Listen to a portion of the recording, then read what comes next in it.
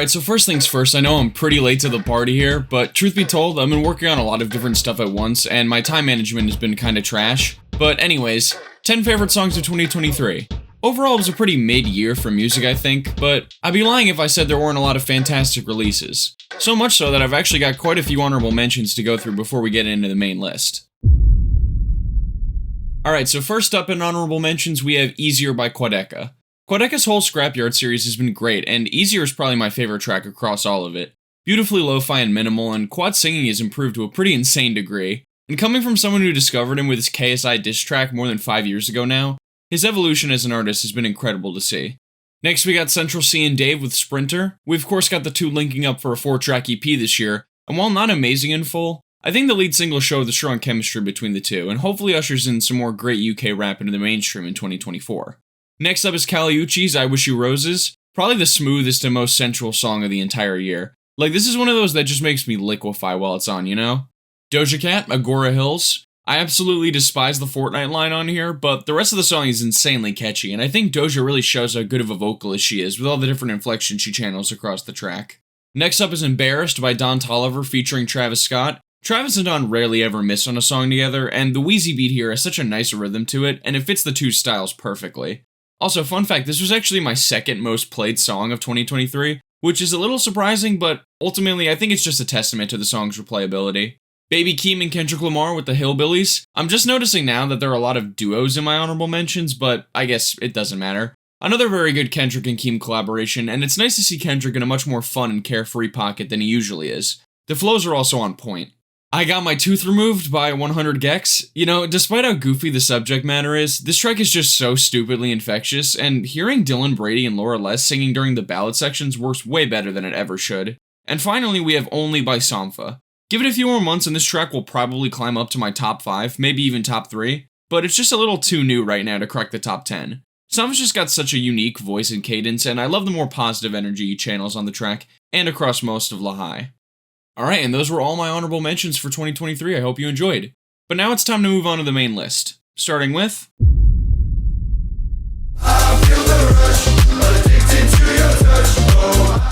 You know, despite how bad of a show The Idol truly was, I do have to give it credit for introducing me to some really cool musicians, one of those being Troye Sivan. And yeah, you heard that right, I did not know who Troye Sivan was until I saw him on The Idol, and yes, I'm aware, it's very embarrassing. But I ended up hearing his cover of George Harrison's My Sweet Lord on the soundtrack, and thought it was really good. So when his album dropped this year, I decided to give it a listen, and I enjoyed it a lot, with Rush being my absolute favorite. This is probably the most energetic, carefree, pure fun track I heard this entire year. The house-flavored production has such a nice groove to it, and this is kind of a weird compliment, I know, but Troy's vocals are mixed in such a way where they fit so smoothly over the instrumental. Like seriously, shout out to the producers for creating such a clean mix, it really brings the song together. Like, listen to how nice this post-chorus sounds.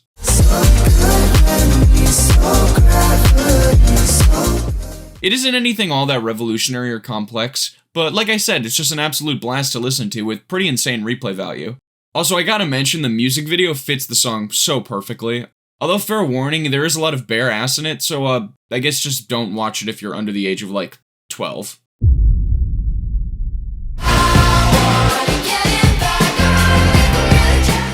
When I was making my list, I really debated between this and Rush for the 9th place spot on my list, since I think they're pretty similar in terms of quality, but in the end I gave Olivia Rodrigo the edge simply because of the lyricism. The lyrics all across her album Guts are consistently pretty good, but I think Getting Back is Olivia's strongest writing feat across the entire project, with the whole song revolving around the clever double meaning of the phrase get him back, as in to either get revenge on her ex or get back together with him. I also love the line, he said he's 6'2", and I'm like, dude, nice try, since, you know, guys do be lying about their height. I do understand the criticism that a lot of the lyrics are cringy, but I don't know, as a fellow member of Gen Z, I find that Olivia captures our lexicon pretty well, and a lot of the time they come off as pretty authentic, so I don't really mind. The track is also just very well produced, paying a nice homage to 2000s pop rock while being just modernized enough to have its own flair, and Olivia's vocals are fittingly dynamic and rebellious for the style. Really, it's just a perfect 2023 pop song, and I'm very excited to see Olivia Rodrigo's career continue, since she's on pace to be a Taylor Swift-level superstar given a few years. I'm sorry I don't see you more. I'm sorry that If you've seen my Tyler the Creator vs Frank Ocean hit battle video, You'll know that I was actually fairly critical towards Sorry Not Sorry, but that was mostly in response to the extreme praise I've seen for the track, with a lot of people calling it the best song of the year by far and Tyler's best of all time, and while I do disagree with that sentiment, it is still an excellent track. I mean, it's my 8th favorite of the year after all. It's funny, I feel like Tyler's built such a reputation for his artistry, be it his production, feature selection, or just general musical creativity, that his actual rapping ability goes pretty slept on. Thankfully, Sorry Not Sorry shows just how great of a rapper Tyler is. There are so many lyrical highlights on here, whether it's the many double entendres referencing Tyler's personal life, the genuine reflection he displays regarding his now lavish lifestyle, or that odd future line that just hits way too hard, and it's all wrapped together into a nice format of Tyler mixing his sincere apologies with sarcastic ones, hence the title of Sorry Not Sorry. A part of me does still wish that the production was a little closer to Tyler's usual level of complexity, but I can only discredit the song so much for something that it doesn't do. And that's not to say that there aren't great moments here sound-wise. I especially love the parts where the beat gets more intense with Tyler's rapping. It really makes you feel every word that he says. Nigga, read the room, don't assume niggas is cool, stay in your pocket, this is cool, blah, blah, blah. So while I think the track is a little overhyped by the hip-hop community, it is still one of my favorite tracks of the year. And I will say that I wholeheartedly agree with the sentiment that the music video is among Tyler's best ever. And that really is saying something given how amazing his music videos always are.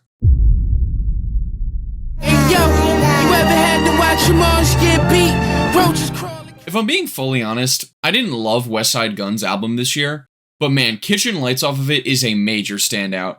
First off, that instrumental, oh my god, maybe the best beat of the year. That string loop is otherworldly.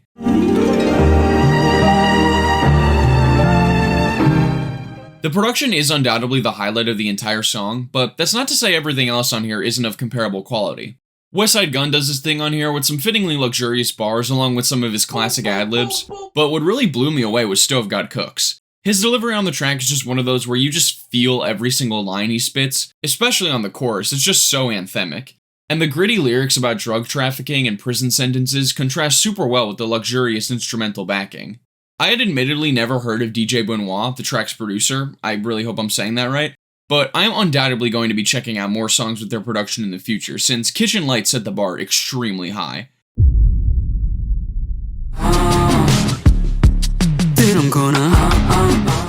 Okay, so I think this is going to be the first truly unpopular pick on my list, but man, Teezo Touchdown really did something special here. Coming from someone who only recently became a fan, I was pretty impressed with his 2023 record, How Do You Sleep at Night, with being the real standout for me.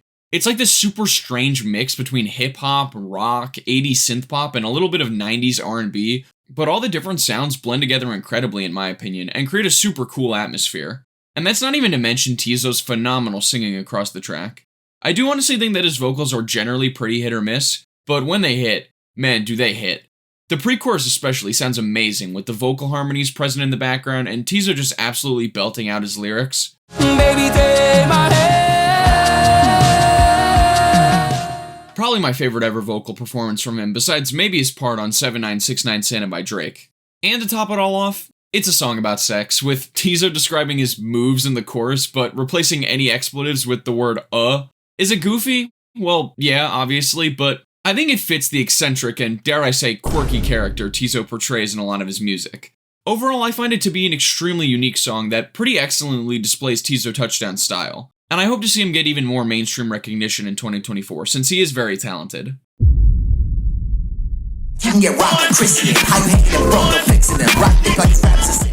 Moving on to the top 5 now, and of course there had to be a track from JPegmafia and Danny Brown's explosive collab record, Scaring the Hose. There were a lot of songs that I could have gone with off this record, but I ended up going with Fentanyl Tester just for how crazy that sample flip is. Peggy's always had some crazy flips, but if you don't know what song this track samples specifically, prepare to have your mind blown like mine was once I reached the 2-minute mark.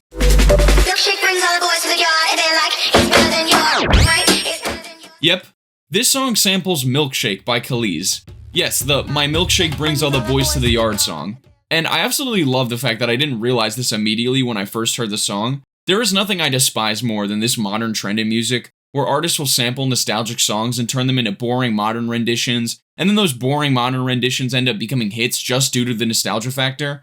But this Milkshake sample is anything but, and just goes to show how much of a wizard JPegmafia is on the production side of things. Him and Danny's rapping performances are also so chaotic, and matched with the fast-paced instrumental, it creates a truly dangerous concoction of energy, making for definitely my favorite straight banger of the year.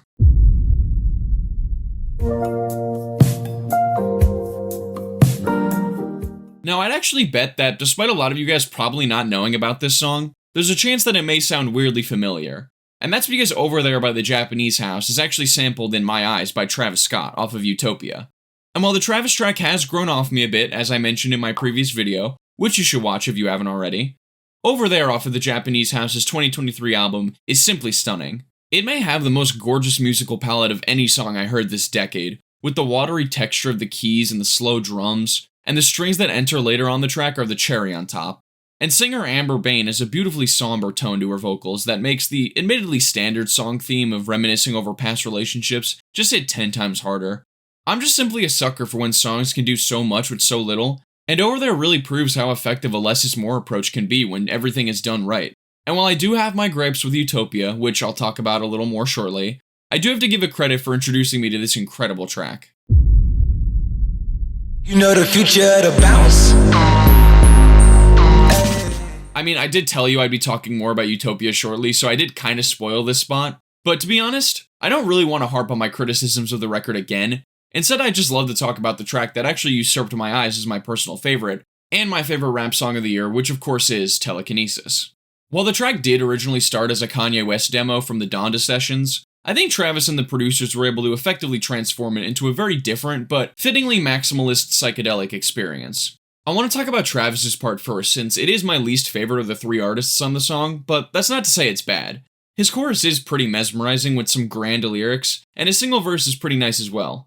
Then of course you have Future popping up at the very beginning as well as the middle of the track, and he proves yet again how truly versatile he is with his vocal delivery, perfectly contrasting his signature toxicity within the lyrics with a forlorn tone. The production too, man, it's so dynamic, featuring pleasing ambient sections, only to transition into these super heavy drums. And then you've got those horns that blast in once SZA's verse begins, they're incredible. Sound. I can't get enough. And I've been purposely trying to save this part for last, but SZA drops easily my favorite verse of the year. There's legitimately nothing else I wish I had recorded more than my first reaction to SZA's part at 1:30 AM the night Utopia dropped. I'm like 99% sure I started floating when she came in. I mean, look at all the reactions everyone else had if you want a pretty accurate representation of mine. Overall, I think Telekinesis is a truly magical song that demonstrates the best of Travis Scott's Kanye-esque ability to curate a track into more of an experience than a simple song. We in the club with your gay friends, always put you on a straight flight.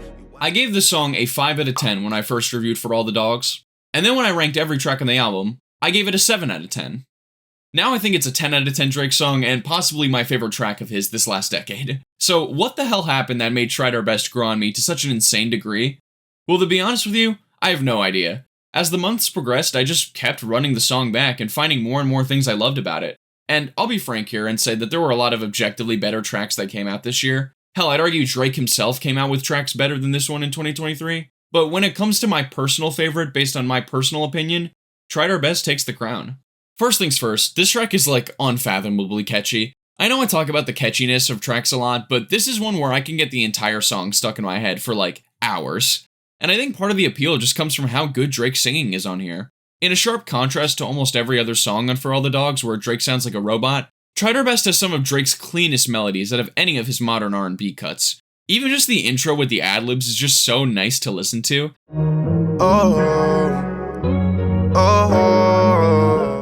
And the Ty Dolla $ign vocals sprinkled across the track are a really nice touch. I even like the lyrics on here now. The whole theme of Drake wanting to leave his significant other home from his outings because she keeps breaking his heart is just classic simp Drake energy, which I love. And the similes he shoots out during the second verse are just delivered in such a catchy way that I can't help but find them charming.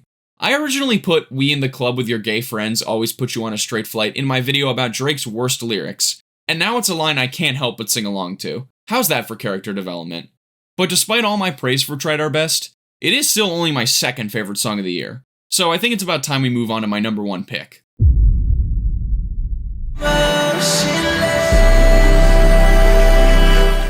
Maybe a bit of a strange pick for the gold medal, but no other song in 2023 truly floored me like Artificial Intelligence by Mike Dean.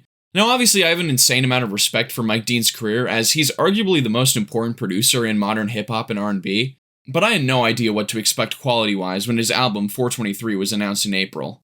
Then I saw that none other than Mr. Abel the Weeknd Tesfaye was labeled as an executive producer, and my hype level skyrocketed. Then when the album finally dropped, I started it up, and my soul left my body when I got to this track. Truthfully, I wanted to put all of the first 4 tracks off the album at this spot, since together they feel like their own perfect little musical journey, but in the end I just went with my favorite of the 4, which was undoubtedly AI. For starters, I love the concept of the song, with Abel singing about the namesake of the track and the frightening advancements it's made as of late when it comes to replicating the styles of existing artists. And I love how the song essentially functions as a giant middle finger to the idea of AI taking over the music industry. It's basically Mike Dean and The Weeknd saying, listen, we know AI is improving insanely quickly, but we're gonna prove that it still cannot compete with the work of true musicians. And I don't think that sentiment is better proven than in the end of this track, where you just have those heavenly synthesizers exploding in, along with Abel just screaming out his lines.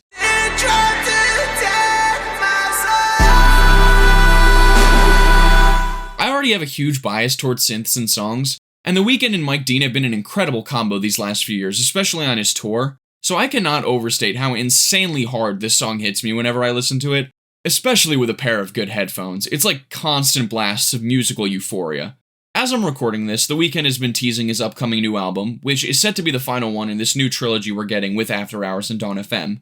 And if the whole record sounds anything like what him and Mike Dean cooked up this year, let's just say that I'll have a pretty easy choice for my album of the year for 2024. And there you have it. Those were my top 10 songs of 2023. If you enjoyed, make sure to like the video, subscribe to my channel, and leave a comment telling me about your favorite songs of 2023. Also, don't worry, I linked every song I mentioned in the description if you want to check any of them out. But yeah, that's about it. Thanks for watching.